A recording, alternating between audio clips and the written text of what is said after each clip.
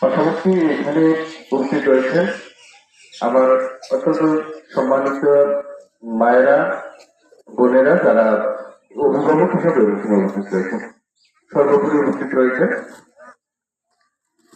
অত্র বিদ্যালয়ের প্রতিষ্ঠাতা শিক্ষার্থীবৃন্দ এবং এই বিদ্যালয় পরিচালনার সাথে সংশ্লিষ্ট সকলকে আমার আন্তরিক অভিনন্দন এবং অভিবাদন জানিয়ে আমি দুটাটি কথা বলতে চাই। সম্মানিত উপস্থিতি, আমি আস্তে আস্তে শুনছিলাম আমাদের ছোট হুজুর, আমাদের এই মসজিদের সম্মানিত ছোট খতিব এবং ইমাম, তো তিনি যে সচ্চরিত্র গঠনের আঙ্গিকে যে উপদেশ দিয়েছেন আমি আস্তে আস্তে শুনছিলাম। একটা কথাগুলো শুধু আমাদের প্রতিটা বাচ্চাদের জন্য প্রণীতান্বিত নয়, আমি তো মনে করি আমাদের সকল পর্যায়ে, সকল বয়সের সকলের জন্যই প্রযোজ্য। আমরা হুজুরের কথাগুলি যদি আমাদের মধ্যে নেই, আমাদের সচ্চরিত্র গঠনের ক্ষেত্রে মাইন্ডফুল হিসেবে থাকবে। আমি অনুরোধ করবো আমাদের সকলকে যে আমরা যেন অভিভাবক হিসাবে আমাদের সন্তানদের চলাফেরা, চলা আদর্শ ইত্যাদি যেন আমরা একটু খেয়াল রাখি। আরেকটা কথা,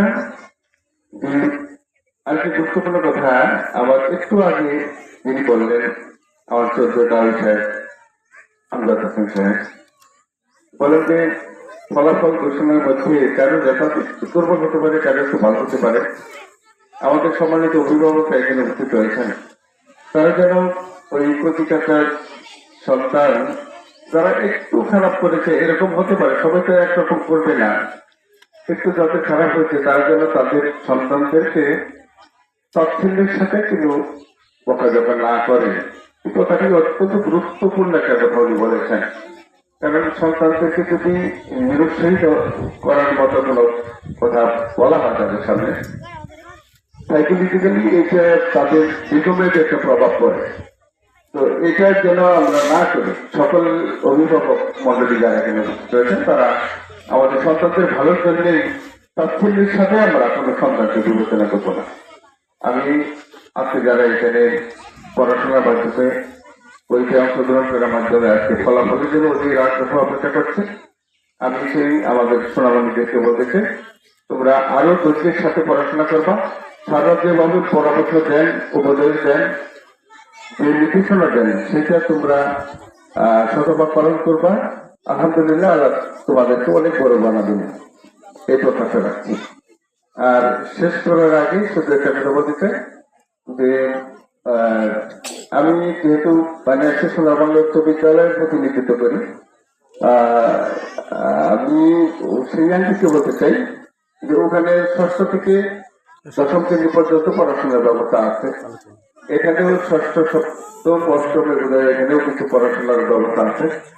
তা আমি বলতে চাই যে এখানে যারা পড়াশোনা করবেন আলহামদুলিল্লাহ তারা করবে, যারা নিয়োগ করেছেন যে এদের সেদিক যাবেন, কোনো অন্য কোনো প্রতিষ্ঠানে যাবেন, তাদের প্রতি আমার উদার আহ্বান রইল তারা দয়া করে বানিয়াছে সোনারবাংলা উচ্চ বিদ্যালয়টি বেছে নেবেন।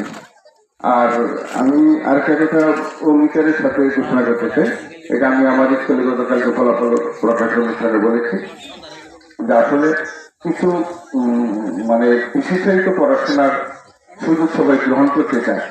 আমরা উচ্চ বিদ্যালয়ে আঙ্গিকতার কারণে অনেক সময় একটা সীমাবদ্ধতা থাকে। তদুপরি এই বছর আমরা চিন্তা করেছি সামনের দিনে আল্লাহ চতুর্থে আমাদের ষষ্ঠ, সপ্তম, অষ্টম শ্রেণীর যে সমস্ত সন্তানরা একটু দুর্বল, তাদের সকাল, সন্ধ্যা এবং রাত্রিকালীন বিশেষ ব্যবস্থাপনায় একটু পড়াশোনা করার আয়োজন করবো। আমরা যেখানেই পড়ি, আমাদের সন্তানরা যেখানে পড়াশোনা করুক, তারা যেন ভালো মানুষ হয়, সৎ মানুষ হয় এবং তাদের সচ্চরিত্রবান হওয়ার ক্ষেত্রে আমরা অভিভাবক হিসাবে যেন সকলেই সহযোগিতা করি। এটুকু বলে আজকের এই ফলাফলের অনুষ্ঠানের সাফল্য কামনা করে আমি আমার কথা শেষ করছি। সকলকে ধন্যবাদ। আসসালামু আলাইকুম।